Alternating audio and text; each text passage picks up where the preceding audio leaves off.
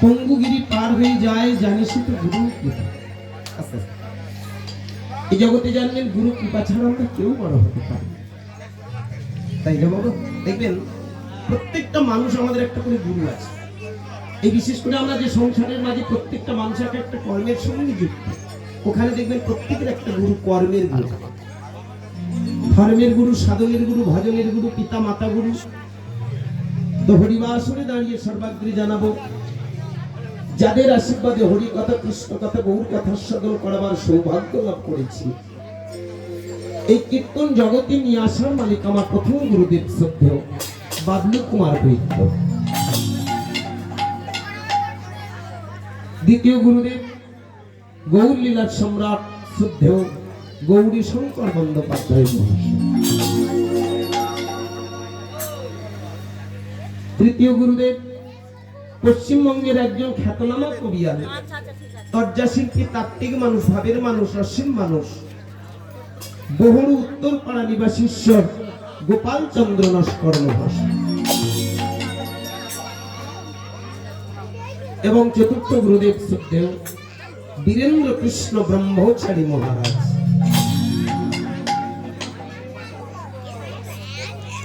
যাদের কৃপা মাথায় নিয়ে, যাদের আশীর্বাদ পাথর করি, আজ এই মুহূর্তে হরিবাসরে দাঁড়িয়েছি হরি কথা, কৃষ্ণ কথা, গৌর কথা সাধন করাবার আশা।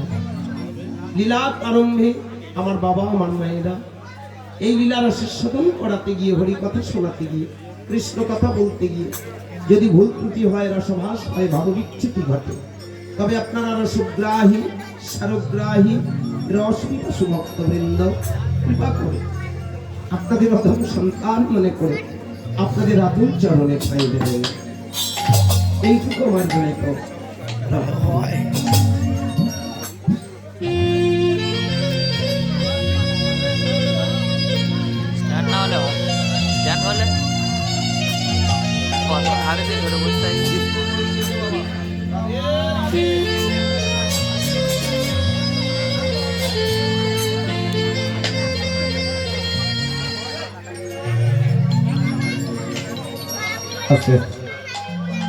প্রতি বছরের ন্যায়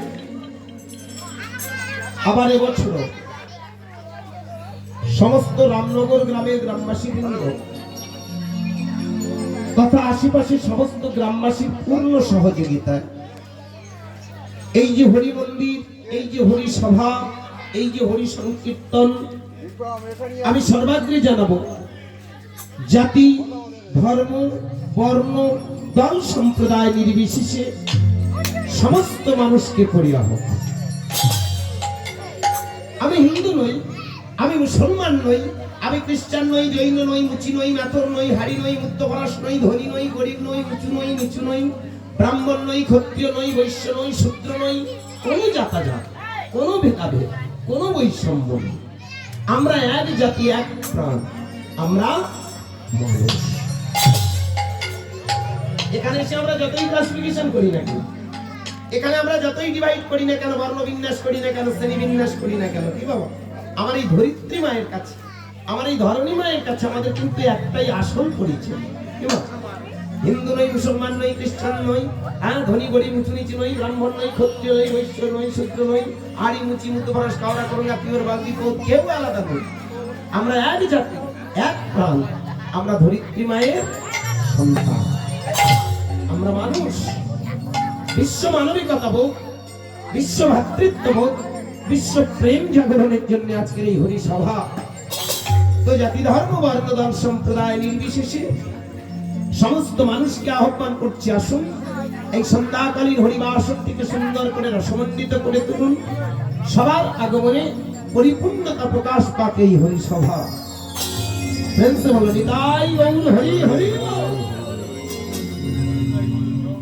এইবার একটু নিস্তব্ধতা, নীরবতা, জায়গাটা বড় শর্ট, তো তবুও আপনারা যেভাবে আস্তে আস্তে ভক্তবৃন্দ আসছেন, কিছুক্ষণের মধ্যে আশা করি পরিপূর্ণ হয়ে যাবে।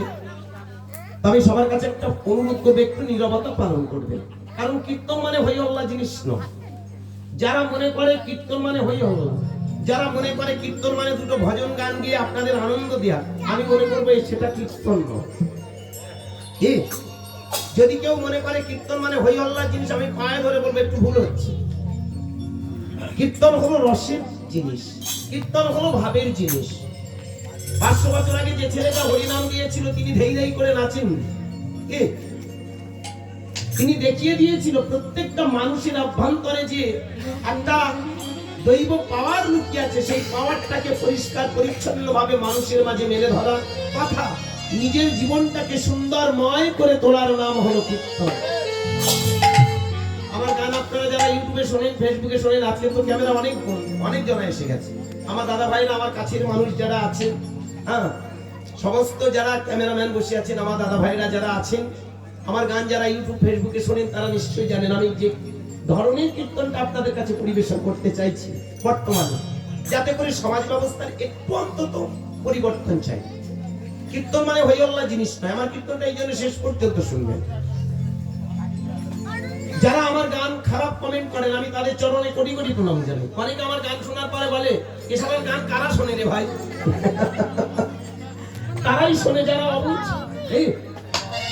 আপনি হয়তো বুঝের মানুষ, তাই আপনি বুঝতে পারেন, কিন্তু যারা অবুঝ হয়তো তারা আমার কীর্তন শোনে। তো আজকের বলবো, যারা আমার খারাপ কমেন্ট করেন তাদের চরণে শতকোটি প্রণাম জানাই। আজকের এখানে যারা উপস্থিত হয়েছেন সবার চরণে। তো আমি চাইবো, কীর্তন মানে হই হল্লা নয়, কীর্তন হলো বাস্তব, কীর্তন হলো বিজ্ঞান, কীর্তন হলো আধ্যাত্ম। একটা ত্রয়ীর মিলন কিন্তু কীর্তনের মধ্যে আছে। আজকের ইয়ং জেনারেশনের কাছে প্রার্থনা করব, বন্ধু, আমরা আবেগের কীর্তন শুনতে নারাজ। যে ধর্ম সমাজটাকে সুন্দর করতে পারে না, যে ধর্ম সমাজটাকে সুস্থ রাখতে পারে না, সেটা কোনোদিন কীর্তন হতে পারে না, সেটা ধর্ম হতে পারে না। তো আসুন একটু একটু করে আমরা এগিয়ে যাব। তো প্রথমে একটু বহু কথা দিয়ে শুরু করি, অনেক কথা আলোচনা। তো আমি অনুরোধ করবো আবার আপনারা একটু নীরবতা পালন করবেন। হ্যাঁ, মা বাচ্চাগুলো কোলের ধারে বসান। এই ওই গাদা বসে আছিস মানে ঠান্ডা লাগেনি? টুপি পরে না, এটা না, এটা দেওয়া যাবে না বাবা। জয় শ্রী রাধে। আস্তে আস্তে, ঠান্ডাটাও বেশ জাঁকিয়ে আছে, কারণ মাঘ মাস তো চলে যাবে। তবে যাওয়ার আগে একটু শেষ বিদায়টা দিয়ে যাচ্ছি, জানিয়ে যাচ্ছি। যাই হোক, চলুন একটু গৌর কথা দিয়ে শুরু করি, আস্তে আস্তে অনেক কথা হবে। ওগো গৌরাঙ্গ বলিতে হবে,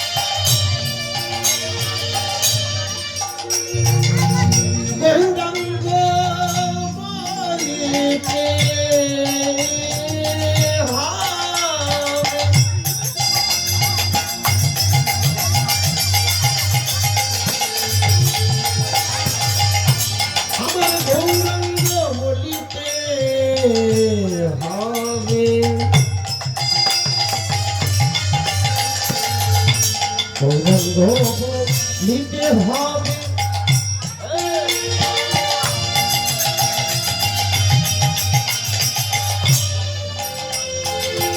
পুলক শরীরে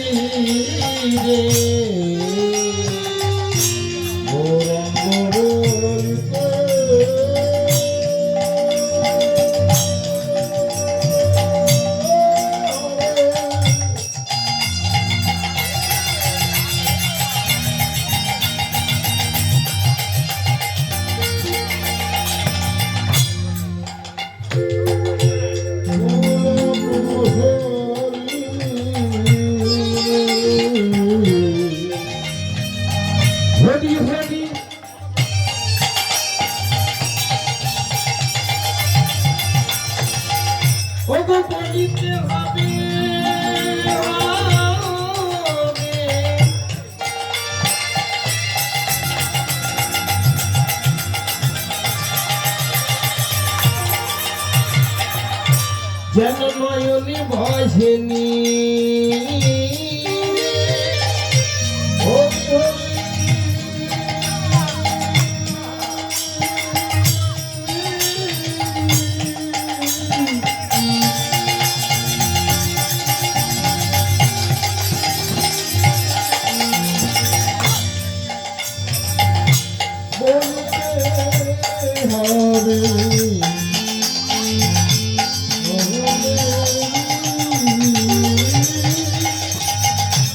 কবে নিতাই চাঁদ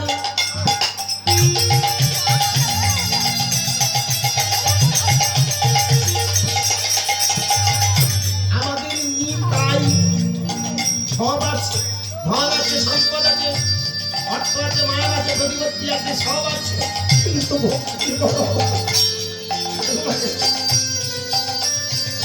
তাই তো এলো নিতাই, তোমাদের নিতাই এলো নিতাই।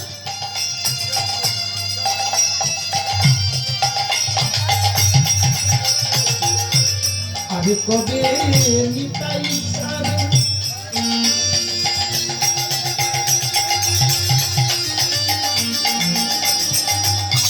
করুণা করিলে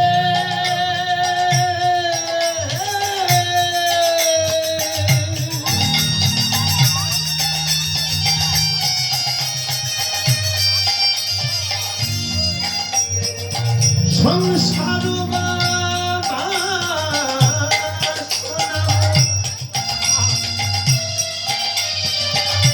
তবে তুচ্ছ হবে সংসার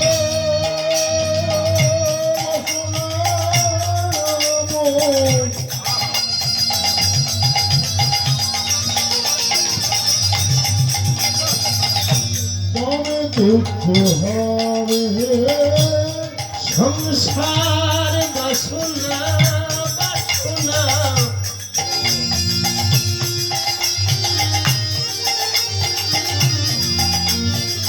কবে তুচ্ছ হবে সংসার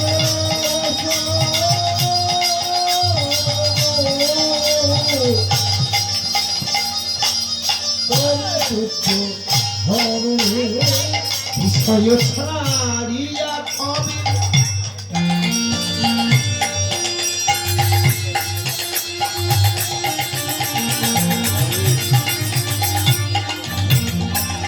শুদ্ধ হবে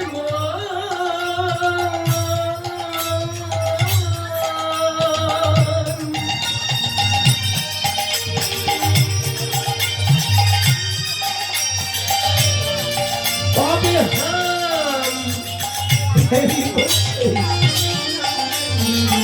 যুগল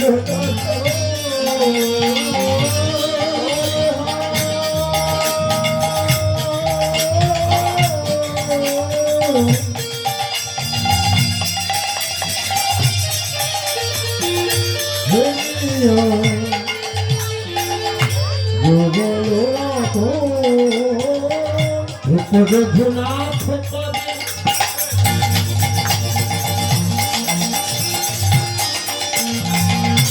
হইবে আকুতি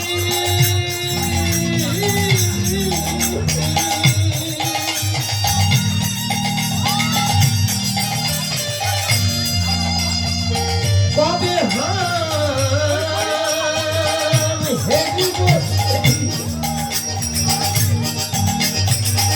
যুগল প্রীতি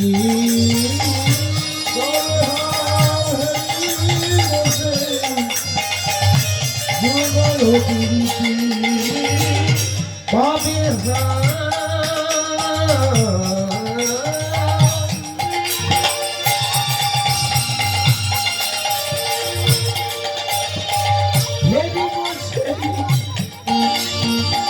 যুগল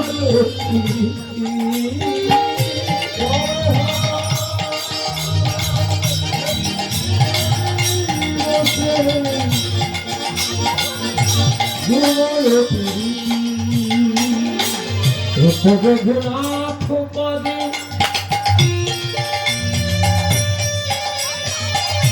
রঘুবদে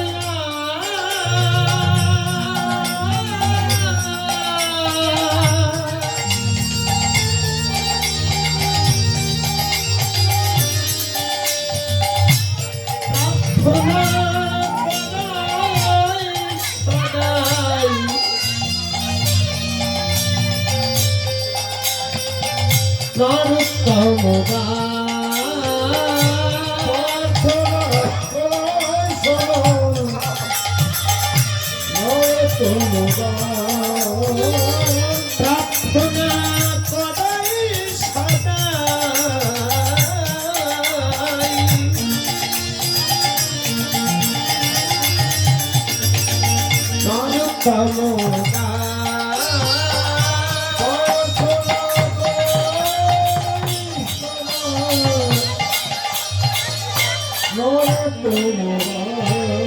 যেন ওই চরণে কাঁদিতে পারি, ওই চরণে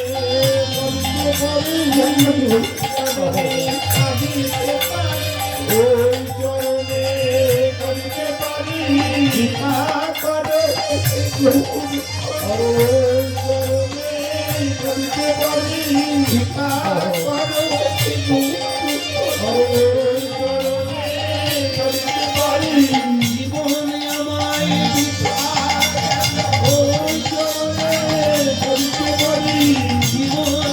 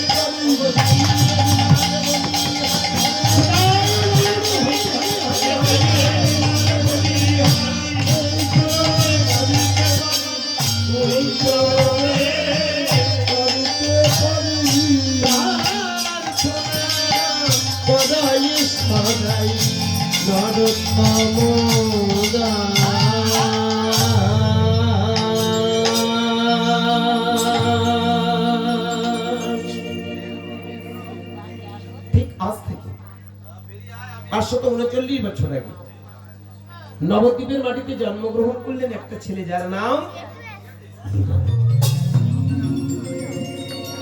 ফাল্গুন মাস, পূর্ব ফল্গুনী, ফল্গুনী নক্ষত্র। ভালো করে মন দিয়ে শুনলেন। আস্তে আস্তে আস্তে। তিনটে তিথির সমন্বয়ে নবদ্বীপের মাটিতে নদিয়ার চাঁদ নিমাই জন্মালেন। বাবা, আপনারা যারা বাড়িতে পঞ্জিকা আছে একবার খুলে দেখবেন। ফাল্গুন মাস, পূর্ব ফল্গুনী আর ফল্গুনী নক্ষত্র, এই তিনটে তিথির সমন্বয় হলে তবেই কিন্তু নিমাই চাঁদের, অর্থাৎ দোল পূর্ণিমাস। তাই না? ভালো করে ভেবে দেখবেন, তিনটে তিথির সমন্বয়ে নবদ্বীপের মাটিতে নিমাই চাঁদ জন্মগ্রহণ করলেন। তিনটে কাজ নিয়ে তিনি এসেছিলেন। ভগবান শ্রীকৃষ্ণের মুখনিসৃত বাণী, यदा यदा हि धर्मस्य ग्लानि भवति भारत यद्बुद्धानि यथार्वस्य तदत्तमानमस्य जन्मः परित्राणाय साधूनां विनाशाय च दुष्कृतां धर्म संस्थापनार्थाय संभवामि युगे। আপনারা যারা গীতা অধ্যয়ন করেন, গীতাতে পরিষ্কার বলা আছে, তখনই একজন করে মহামানবের অবতরণ হয় যখন এই ভারতবর্ষের মাটিতে ধর্মের গ্লানি দেখা, অর্থাৎ ভালো করে ভেবে দেখবেন, অধর্মের আবির্ভাব। প্রকৃত সত্যটা হারিয়ে ফেলে মানুষ, প্রকৃত কর্মটা হারিয়ে ফেলে মানুষ, প্রকৃত জ্ঞানটা হারিয়ে ফেলে মানুষ।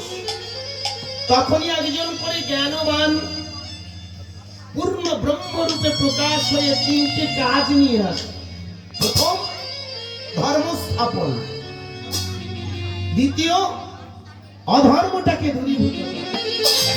আর তৃতীয়, প্রকৃত যারা ভক্ত হয়, প্রকৃত যারা সাধু হয়, তাদেরকে রক্ষা। কথাগুলো ভালো করে মন দিয়ে শুনবেন। তাহলে তিনটে তিথির সমন্বয়ে জন্ম নিল, তিনটে কাজের জন্য তিনি আসেন। সব থেকে বড় কথা, ভালো করে ভেবে দেখবেন, তিনটে ঋণ করেছিলেন। এই তিন ভালো করে মন দিয়ে শুনবেন। তিনটে ঋণ করেছিল। ঋণটা কি? ভালো করে ভেবে দেখবেন, মাঝে মধ্যে ভগবানও দেনা করে বসে, ঋণ করে বসে। কিরকম ঋণ? বংশীটা হাতে নিয়ে ভগবান কৃষ্ণচন্দ্র বাদন করলেন, আর সেই বংশী বাদন শুনে প্রেমময়ী রাধারানী পাগলিনী হয়ে তার কাছে আসে। মৃন্ময় প্রতিমূর্তির মতো দাঁড়িয়ে আছে, কিং কর্তব্য বিমূঢ়।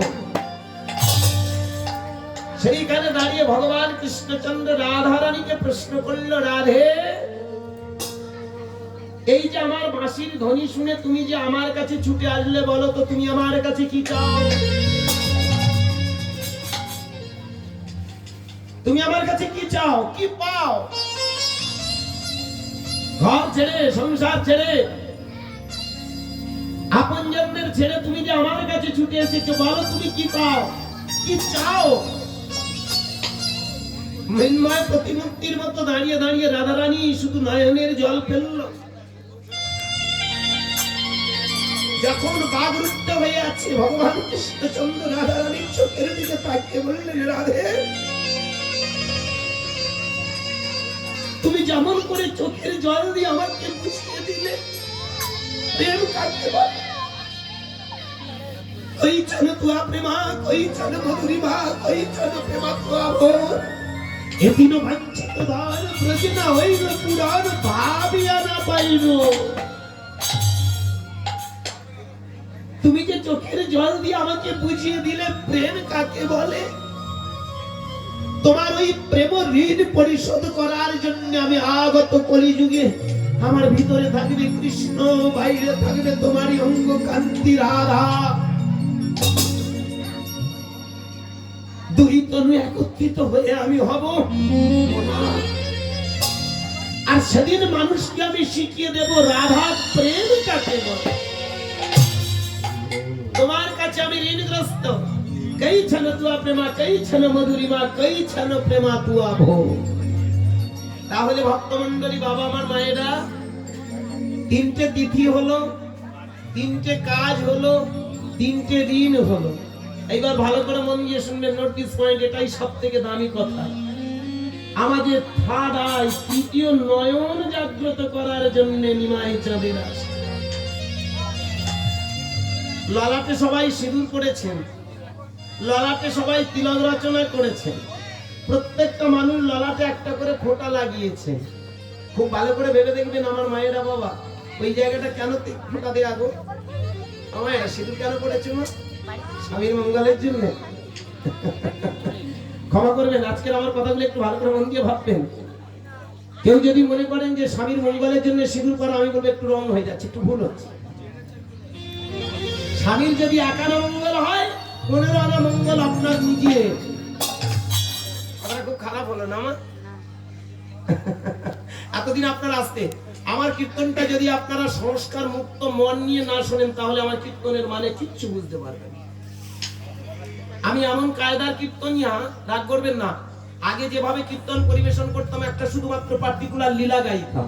পরবর্তীকালে লীলাগুলো গাওয়ার পর আমি একটা জিনিস আমার মাথায় ঢুকলো, ওই যে করোনা কালটা চলে গেছে না, করোনা কালে আমার ভিতর থেকে জানি না, সবাই যখন রোগে রোগে আক্রান্ত হয়েছে, আমি তখন একটা অন্য রোগাগ্রস্ত হয়ে পড়ি।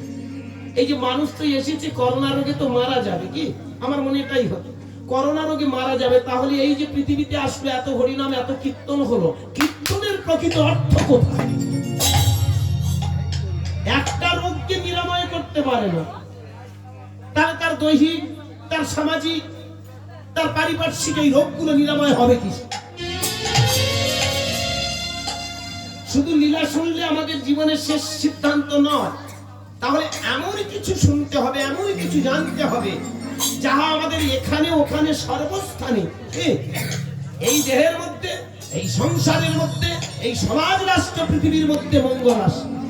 তো সেই চিন্তা ভাবনা নিয়ে আজকে আপনাদের চরণে আমার এই কীর্তনগুলো নিবেদন করা। আমি পা দুটো জড়িয়ে ধরে বলবো, আমার কথাগুলো একটু ভালো করে ভেবে দেখবেন। এতদিন ধরে যেভাবে আপনারা কীর্তনগুলো রসের সাধন করেছেন, আছে একই এই কটা লোক, তার উপরে আবার মুখোমুখি কথাবার্তা, তার উপরে আবার রাত হয়েছে, তার উপর ঠান্ডা গা। আস্তে বাবা, শোনা না, কথা বলতে নেই, হরিবাসরে কথা বলতে এসেছি যখন, আমার কথা কটা এই কথা শুনে যাও বাবা, অনেক কাজ হবে। আস্তে, এক বোঝা টাকা নিয়ে চলে যাও। আমার বউ জানেন, আসার সময় এই কাপড় জামাগুলো কি সুন্দর ধুয়ে ধুয়ে ভাঁজ ভাঁজ করে আমার ব্যাগের মধ্যে গুঁজে দেয়, কি সুন্দর করে ভাঁজ করে দেয়। দিয়ে একটা কথা বলে, ওগো যেমন ভাঁজ ভাঁজ করে দিলাম, ওরকম ভাঁজ ভাঁজ নিয়ে আমার হ্যাঁ গো, আমার এই লক্ষ্মী বাবু কি সুন্দর, লক্ষ্মী ঠাকুর কি সুন্দর, লক্ষ্মী মন্ডল মহাশয়, প্রসেনজিৎ মন্ডল বা আপনারা সবাই কি সুন্দর ভাঁজ ভাঁজ করে গুছিয়ে রেখেছেন আমার জন্য। আমি ভাঁজ ভাঁজ করে আমার গিন্নির হাতে তুলে দেব। কিন্তু ভাঁজ যে করতে এসেছি আপনাদের, যদি একটা ভাঁজ না গুছিয়ে দিতে পারি, তাহলে তো একটা ভুল হয়ে যাবে নাকি? শুধু টাকার ভাঁজটা নিয়ে চলে যাও কে? প্রকৃতির কাছে হিসেব দিতে হবে, দেখি বাবা। আমি অনুরোধ করবো একটু দয়া করে আমার কীর্তনটা শেষ করতে শুনবে। আমার মায়েরা যারা মনে করেন সিঁদুর করলে স্বামীর মঙ্গল হয়, এগুলো 1000 বছর ধরে আপনাদের শুধুমাত্র এই কথাটা শুনিয়ে আসা হয়েছে। তথাকথিত আজকে দিনের কীর্তনিয়ারা শুধু শোনায় যে সিঁদুর করলে স্বামীর মঙ্গল। না, এই যে সিঁথির সিঁদুরটা ভালো করে ভেবে দেখবেন, যতদিন একটা মেয়ের বিয়ে হয় না সে কি সিঁদুর পরে গো? পরে না, পরে না তো। তাহলে পরে না মানে কি? যেদিন থেকে সিঁথির সিঁদুরটা পরানো হয় সেদিন থেকে জানিয়ে দেয় ও একজনে, ও একজনের কাছে চিরকাল বাঁধা হয়ে পড়েছে। এটাই বাইরের উপরে সিঁথির সিঁদুর, কিন্তু এই কপালে এটা দিয়ে কি বোঝায়? ভালো করে ভাববেন, আস্তে। এটা দিয়ে ভালো করে ভেবে দেখবেন, এই যে প্রতিদিন আপনি এই জায়গাটাতে সিঁদুর করছেন, লাল টকটক করছে, দাগদাগ করছে, ওটা দিয়ে শিখিয়ে দেয় তুমি জানো না ওখানে একটা দামি জায়গা পড়ে আছে। বলো না, এত বড় সুন্দর বড় না, কত বড় চওড়া গাল পড়ে আছে, সিঁদুরটা তো এই গালে লাগানো যেত। কিন্তু বৈদিক মুনি ঋষিরা অনেক সিদ্ধান্ত নিয়ে তবে এই জায়গাটা একটা ফোঁটা লাগানোর কথা বলে। এই যে প্রতিদিন সিঁদুরটা পড়তে পড়তে কি শেখায় জানেন? একদিন আমি এক ঘরে ছিলাম, আজকের আর এক ঘরে এসেছি, তাই না? যে মা আমায় কষ্ট করে রক্ত ঝরিয়ে মানুষ করেছে, সেই মা আমার আস্তে আস্তে পর হয়ে গেল। যে বাবা আমাকে তিল তিল করে খাইয়ে দইয়ে মানুষ করেছে, সেই বাবা সেই মা আজকের গৌণ হয়ে গেল। চোখের সামনে এই সিঁদুরটা তোমায় জানিয়ে দিচ্ছে, যাদেরকে তুমি সব থেকে শ্রেষ্ঠ ভগবান বলতে, ওই মা ওই বাবা আজ তোমার চোখে হয়ে গেল গৌণ। মুখ্য ভগবানকে স্বামী কে, তাই না? স্বামীর মা হয়ে গেল আপনার কাছে ভগবান, স্বামীর বাবা আপনার কাছে হয়ে গেল ভগবান। কি বলুন? এই সিঁদুরটাই আপনাকে শিখিয়ে দিচ্ছে, আজ থেকে তুমি একটা অন্যের ঘরে এসেছো। এই ঘর ছাড়াই তো তোমাদের জীবন। কালের নিয়মে ঘর ছাড়তে ছাড়তে স্বামী বাবা মায়ের ঘর, স্বামীর ঘর, আস্তে আস্তে এমন একটা দিন আসবে, আমি আপনাদের কষ্ট দিতে চাই না, যদি কোনো মা অকালে স্বামীকে হারায়, ভালো করে ভেবে দেখবেন সেদিন থেকে যেন আবার ঘর বদলে যায়। সন্তানের ঘরটাকে আপন করতে হয়, কিন্তু সিঁদুরটা দিয়ে শিখিয়ে দেয় ওই সন্তানও তোমার আপন নয়। যে রক্ত ঝরিয়ে যে কষ্ট করে তুমি ওকে মানুষ করেছো, যে রক্তটা খাইয়ে মানুষ করেছো, স্বার্থের নেশায় ও বেঈমান। সুতরাং পৃথিবীতে এসেছো তোমার আসল ঘরটা তুমি বুঝিয়ে। মায়েরা, আমার মায়েরা, এই যে সিঁদুরটা পরা হয় কেন জানো না? নিজের ঘরটাকে গুছাতে হয়। এত বড় ঘর আর দুনিয়াতে নেই গো, এত সুন্দর ঘর দুনিয়াতে পাবে না। আজকে ভালো করে ভেবে দেখবেন, পৃথিবীতে আমরা শুধু জন্ম নিয়ে নিজের ঘরটাকে আমরা চিনি না। আমার বাবা ঠাকুর, আজকে আপনারা এখানে যারা বসে আছেন, ভালো করে ভেবে দেখবেন, আমরা ভালো ঘর বানাই, ভালো ঘর সাজাই, কিন্তু আসল ঘরটাকে আমরা